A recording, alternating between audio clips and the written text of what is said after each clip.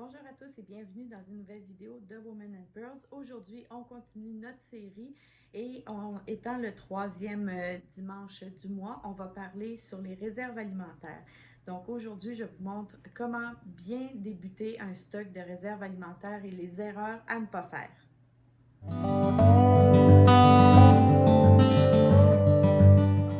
Donc, bienvenue sur la chaîne de Women and Pearls. Mon nom c'est Rachel et aujourd'hui, on parle des réserves alimentaires.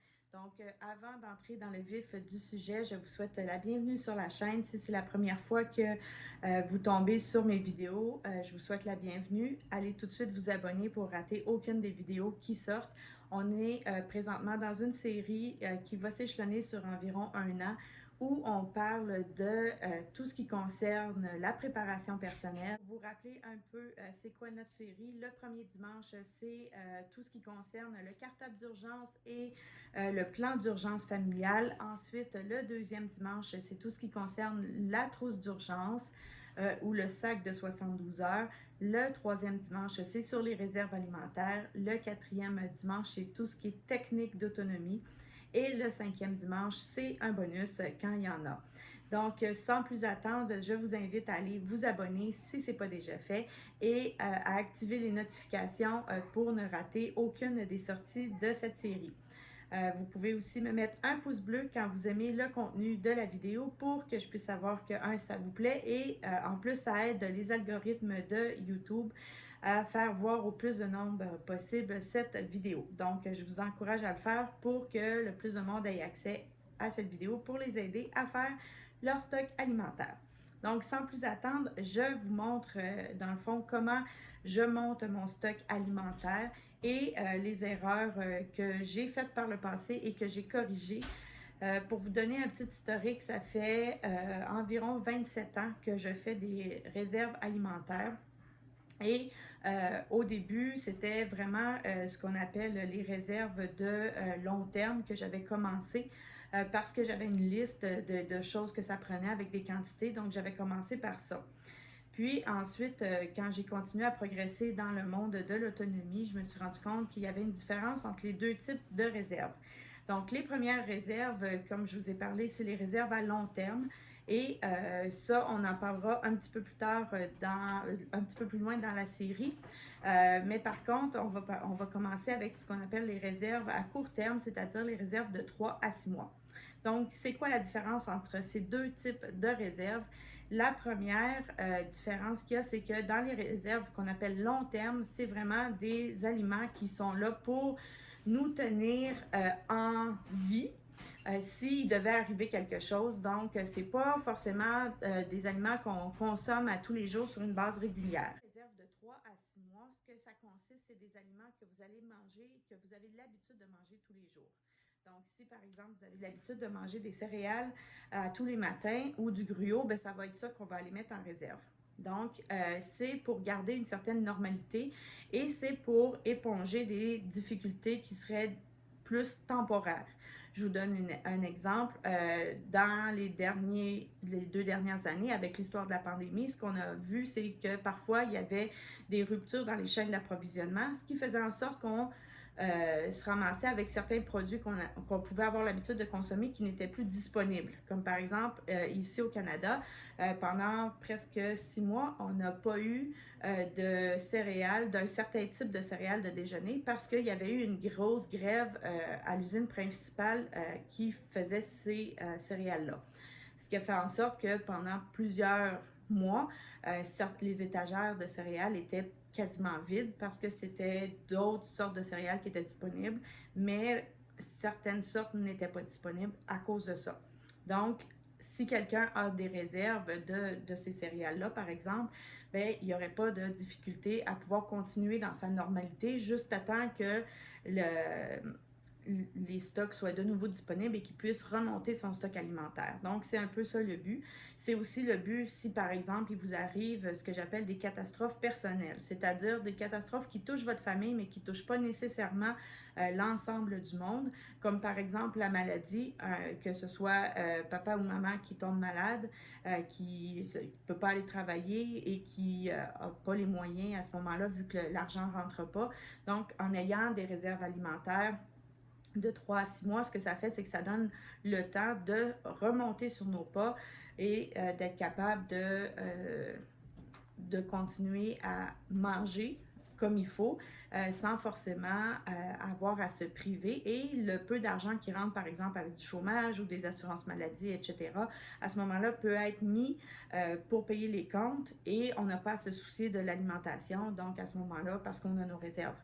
Donc, c'est à ça que servent ce type de réserve-là de 3 à 6 mois.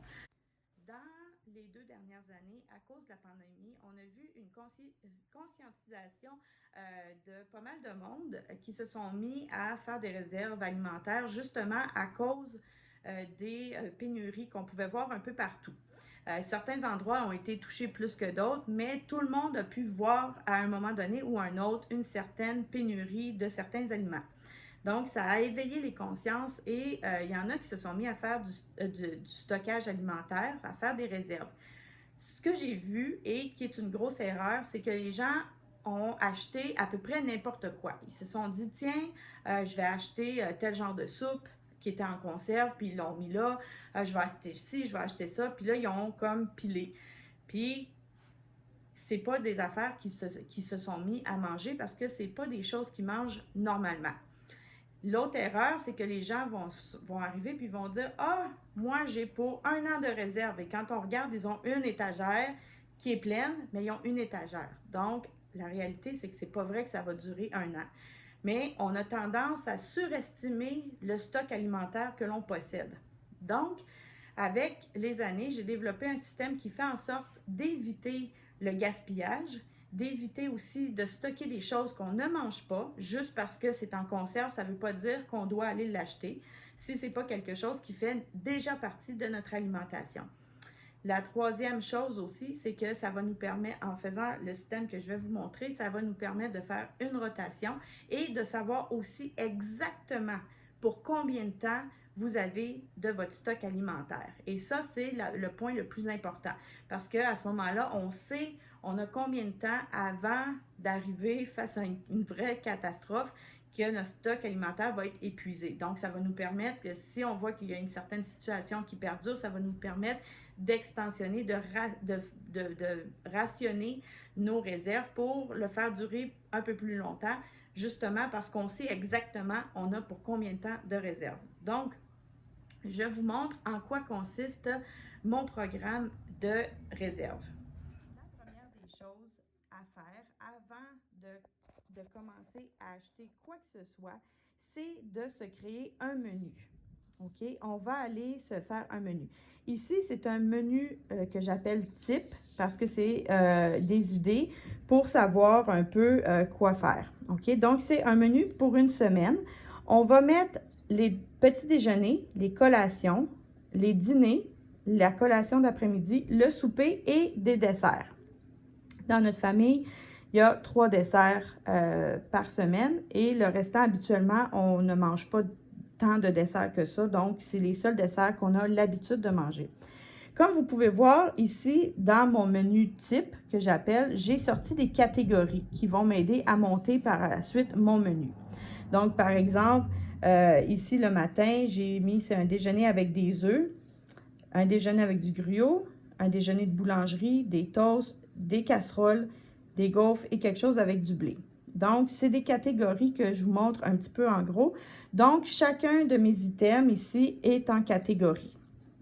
Par la suite, je vais aller varier ces catégories selon nos goûts. Comme par exemple, international, on aime bien les plats indiens ou les plats mexicains ou les repas plus traditionnels français. Donc, ça va être dans ce souper-là que je vais aller le mettre, dans cette catégorie-là. Une fois qu'on a monté notre menu avec nos catégories, ça va ressembler à ça. Donc, ça, c'est la même chose que ça. Ça, c'est mon menu type et ça, c'est celui que j'ai fait pour ma première semaine. Donc, ici, vous pouvez voir, j'ai écrit semaine 1. OK, c'est pour mes réserves de 3 à 6 mois. Et là, j'ai mes catégories où j'ai détaillé, comme par exemple, dans mon menu international, c'est poulet au beurre avec pois chiches, du riz et des légumes. Et mes légumes, ça va être des haricots verts. Donc, j'ai vraiment détaillé ce que ça va être. Une fois que j'ai monté mon menu, ce que je vais faire, c'est que je vais venir prendre une autre feuille ici. Donc là, je vous montre la feuille vierge qui est, dans le fond, ma recette et son inventaire. Donc, je vais venir écrire ma recette ici, mes instructions, donc mes ingrédients, mes instructions. Je vais marquer à quelle semaine appartient cette recette-là, le nom de ma recette, comme par exemple poulet au beurre. Et ici, je vais venir mettre la liste de mes ingrédients, je vais venir le remettre ici. Et ici, on a la quantité qu'on a en réserve et la quantité qui est nécessaire. Donc, comme vous pouvez voir ici, par exemple, macaroni au chili, il est ici, macaroni au chili. Donc, je le prends et je le mets ici. Donc, j'ai détaillé mes ingrédients, mes instructions. Je remets ma liste d'ingrédients ici. Et là, moi, dans la quantité nécessaire, je mets pour 6 mois. Donc, moi, je vise 6 mois. Donc, combien est-ce que je devrais avoir de chacun de mes ingrédients pour arriver à 6 mois? Donc, c'est la première étape à aller faire. J'en profite pour vous montrer que sur mon menu, il y a aussi certains repas qui sont surlignés en jaune. Ces repas-là, c'est des repas qui n'ont pas besoin de cuisson. Donc, si advenant une panne d'électricité ou que j'ai pas accès à d'autres moyens pour faire réchauffer mes plats, je serais capable de nourrir ma famille et j'aurais pas besoin non plus de me poser la question « Qu'est-ce que je pourrais faire? » Tout est déjà là. J'aurais juste à choisir un repas pour cuisiner dans cette situation-là. Juste avant d'aller inscrire notre recette, ce qu'on veut faire, c'est de modifier nos recettes pour qu'elles soient stables sur tablette. Je m'explique. Par exemple, si dans ma recette, j'ai du poulet qui doit être mis dedans, bien à ce moment-là, j'ai pas dans mes réserves de 3 à 6 mois, j'ai pas de poulet frais. C'est vraiment des réserves que j'ai sur tablette. Donc, avec quoi est-ce que je peux aller remplacer mon poulet? Là, j'ai deux choix. Soit je peux aller le remplacer par sa version en conserve, comme par exemple du poulet en conserve, ou je peux carrément substituer pour une autre protéine, par exemple des légumineuses. Donc, c'est à vous de décider, selon ce que vous avez de disponible dans votre région, ce que vous allez substituer comme ingrédient. Comme par exemple, si j'ai besoin de pommes de terre, dans certains cas, les pommes de terre en conserve peuvent faire l'affaire, mais dans d'autres cas, c'est probablement les pommes de terre déshydratées pour faire de la purée qui vont être les meilleures. Donc, c'est à vous de décider selon la recette, qu'est-ce que vous allez substituer. Une fois que vous avez fait cette substitution-là, vous allez commencer à écrire votre recette sur votre fiche de recette. Mais là, ça ne s'arrête pas là. Avant de commencer à compléter le tout, ce que vous allez faire, c'est que vous allez essayer votre recette. Donc, une fois que j'ai essayé, ça me permet de savoir exactement combien, par exemple, est-ce que j'ai besoin de conserve de poulet dans ma recette. Si, par exemple, j'ai besoin d'1 kg de poulet pour ma recette, bien, ça va me prendre combien de poulet pour vraiment substituer quelque chose de similaire. Dans certaines recettes, j'ai fait un mix entre poulet en conserve et légumineuses parce que je trouvais que sinon, ça consommait trop de conserve de poulet et que ça revenait trop cher à l'achat, etc. Donc, c'était peut-être moins évident. Donc, je me suis dit, en faisant un mix entre les deux, on a le goût du poulet, mais en même temps, on a des légumineuses. Donc, on peut faire des mix comme ça. Donc, essayez les recettes que vous allez ajuster pour être sûr, avez-vous la bonne quantité pour nourrir votre famille? Et est-ce que c'est bon au goût ou est-ce que vous voulez faire des modifications, etc. Donc, avec une recette que vous avez l'habitude de manger, vous allez faire des substitutions et ensuite les essayer pour voir si c'est viable ou pas. Parce que ce n'est pas le temps de l'essayer quand on est en situation de crise. C'est le temps de l'essayer quand on est en situation où on peut modifier sans problème.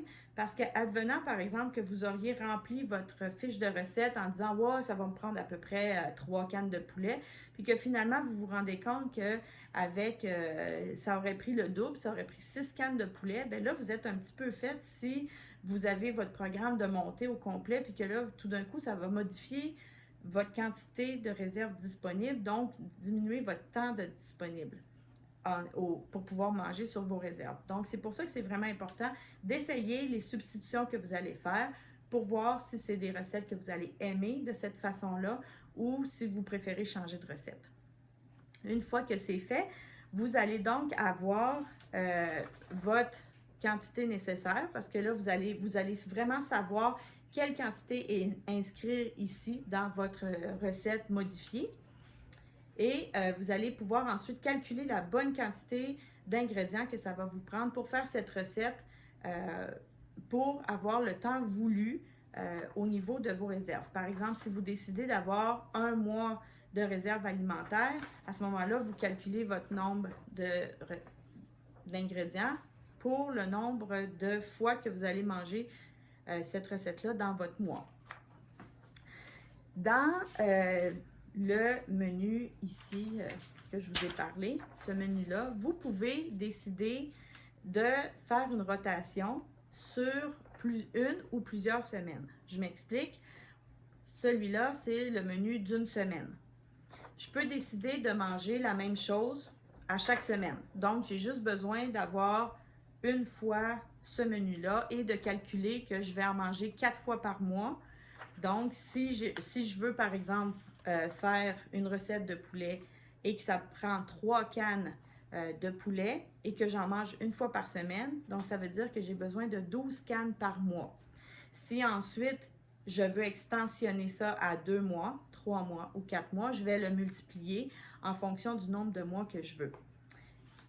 Là où c'est intéressant, si on fait un menu sur plusieurs semaines, donc je remplis un premier menu pour une semaine, un menu pour la deuxième semaine, un menu pour la troisième semaine, un menu pour la quatrième semaine. On peut le faire pour jusqu'à 1 mois. Moi, j'ai opté pour un menu rotatif sur 1 mois. Donc, j'ai 4 semaines de repas différents et ça me permet de faire ma rotation de repas pour pas que ce soit plate puis que les enfants et mon mari s'écœurent de manger la même affaire.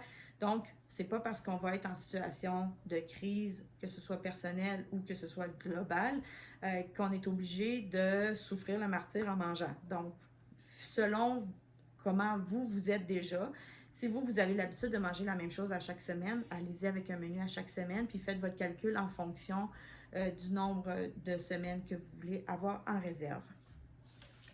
Donc, je me suis pris des petites notes pour rien oublier. Donc, une fois qu'on a bien établi notre menu, qu'on a mis nos recettes par écrit et qu'on a calculé la quantité nécessaire que l'on veut obtenir, là, ensuite de ça, c'est le temps d'aller chercher nos réserves. Donc, la première des choses, c'est d'aller chercher les spéciaux. Comme par exemple, moi, ce que je fais, c'est que quand j'ai certaines affaires qui arrivent dans les circulaires qui sont en spécial, si je sais que ça fait partie de mon menu, bien à ce moment-là, quand je tiens un inventaire, qu'on va parler dans une autre vidéo, l'inventaire, mais je tiens un inventaire et quand je vois que mon inventaire descend, à ce moment-là, j'achète des grosses quantités. Pour pouvoir faire ça, alors qu'on n'a pas forcément toujours un budget super énorme, surtout avec l'inflation qu'on connaît en ce moment. Il y a certaines choses qui ont du 30-40% d'inflation dans certains ingrédients. Donc, notre budget d'épicerie est un peu plus serré pour pas mal tout le monde. Donc, comment est-ce qu'on peut monter nos réserves avec un budget comme ça? Bien, l'affaire est simple. C'est qu'on va, par exemple, qu'on aurait 300 $ pour faire notre épicerie dans la semaine. On va sacrifier notre première semaine en dédicaçant un certain montant pour les conserves. Je dis conserve, mais c'est n'importe quel ingrédient que vous allez mettre pour vos réserves alimentaires. Donc, je vous donne un exemple. Vous allez dire, bon, ben cette semaine, je serais capable de mettre un 15 $ uniquement pour mes réserves. Donc là, vous allez regarder vos circulaires, vos spéciaux, vous allez chercher un des ingrédients qu'il y a dans votre liste, dans vos menus, que vous avez besoin et qui pourrait être en spécial. Et là, vous allez dédier ce 15 $ uniquement à acheter tous ces ingrédients-là, le plus possible. Ça peut être une caisse de légumes, ça peut être de légumineuses, ça peut être une caisse de n'importe quoi, mais si c'est en spécial, vous allez dédier ce 15 $ à commencer à faire ça. Ce qui va se passer, c'est que vu que c'est quelque chose que vous utilisez régulièrement, à ce moment-là, vous allez, la semaine suivante, l'argent que vous allez normalement mettre pour acheter cet ingrédient-là, je vous donne un exemple, les céréales que j'avais parlé tantôt. Si, par exemple, vous avez l'habitude de manger des céréales et qu'à chaque semaine, vous achetez des boîtes de céréales, là, vous décidez de mettre un 15 $ et vous n'achetez que des céréales avec votre 15 $. Donc, vous arrivez avec plusieurs boîtes de céréales d'avance. La semaine suivante, quand vous allez faire votre budget, vous allez dire, bon, je regarde mon 15 $, mais là, peut-être que le 5 $ que je mettais pour ma boîte de céréales, bien, que j'ai l'habitude d'acheter, mais ce 5 $-là, j'ai pas besoin de le dépenser, j'en ai déjà 3 en réserve, donc je peux utiliser une de mes réserves. Puis là, cette semaine, j'ai 20 $ pour mettre sur mes réserves alimentaires. Et à ce moment-là, plus vous allez faire ça, plus vous allez arriver à une boule de neige. Je sais qu'à un moment donné, dans notre famille à nous, c'est presque la moitié de notre budget d'épicerie qui est consacré aux réserves alimentaires, l'autre moitié pour les autres ingrédients. Pourquoi? Parce qu'on est rendu avec un stock alimentaire tellement important et tellement bien rodé qu'on va piger dans nos réserves quand on a besoin d'un nouvel ingrédient. Et quand c'est en spécial, on restocke le plus possible sur les ingrédients qui ont baissé le plus. Donc, je me ramasse à avoir toujours un inventaire d'à peu près 6 mois pour mes réserves. Des fois, ça peut fluctuer un petit peu, mais étant donné que nous, on a mis même plus que 6 mois, on a notre base de 6 mois qui est toujours comme intouchée parce qu'on a toujours l'habitude d'aller restocker avant que ça descende en bas de 6 mois. Donc ça, on est rendu là parce que ça fait des années qu'on fait ça. Il y a moyen de le faire, comme je vous dis, si vous budgétez comme il faut puis que vous faites le truc que je vous ai donné, vous allez voir que vous allez être capable de mettre de plus en plus de réserves de côté et sans toucher à votre budget. Donc, c'est ça qui est super important. Ensuite, comme je vous l'ai mentionné tantôt, on va vouloir intégrer des éléments à notre vie quotidienne. Donc, vu que vous allez avoir fait un menu avec des choses que vous avez l'habitude de manger, quand vous venez pour faire un repas, faites-le aussi avec vos réserves pour être capable de faire une certaine rotation. Donc, une fois de temps en temps, faites votre recette. Par exemple, mettons que vous avez modifié une recette de spaghettis, puis que d'habitude, vous mangez, mettons, un spaghetti par semaine. Bien, vous pouvez manger votre spaghetti de façon habituelle. Par exemple, vous le faites avec de la viande fraîche. Bien là, vous pouvez manger votre spaghetti, mettons, 3 fois dans le mois avec votre viande fraîche. Peut-être la 4e, mettre avec la recette que vous avez substituée pour justement faire passer votre stock et le faire tourner, faire une rotation à votre stock alimentaire pour toujours que ce soit frais, qu'il n'y ait jamais rien qui se perde. Donc, c'est la façon de commencer et de monter notre stock alimentaire. Après 27 ans à gérer un stock alimentaire, je peux vous garantir que c'est la façon la plus efficace, la plus économique et aussi la plus sûre pour vos réserves. Donc, vous ne gaspillerez jamais rien. Vous n'allez jamais trouver quelque chose que ça fait 10 ans qui est là parce que vous aviez acheté quelque chose que vous ne mangez pas, que vous n'aimez pas, puis que finalement vous l'avez acheté, puis que c'est de l'argent perdu. Donc, c'est vraiment la façon de monter votre stock alimentaire. Donc, c'est ce qui conclut la vidéo sur comment bien monter son stock alimentaire. Comme d'habitude, étant donné que je vous ai montré des PDF, c'est sur le site web, sur womanandpearls.com. Le lien est en bas. C'est des PDF gratuits que vous avez juste à télécharger pour créer votre propre menu et votre propre fiche de recette où vous allez pouvoir tenir un premier inventaire de votre stock. Et donc, n'oubliez pas de partager la vidéo si elle vous a plu pour que le plus de monde puisse en bénéficier. Et aussi, n'oubliez pas de me donner un pouce bleu, comme ça je peux savoir que vous avez aimé ça. Donc, sur ce, on se revoit la semaine prochaine.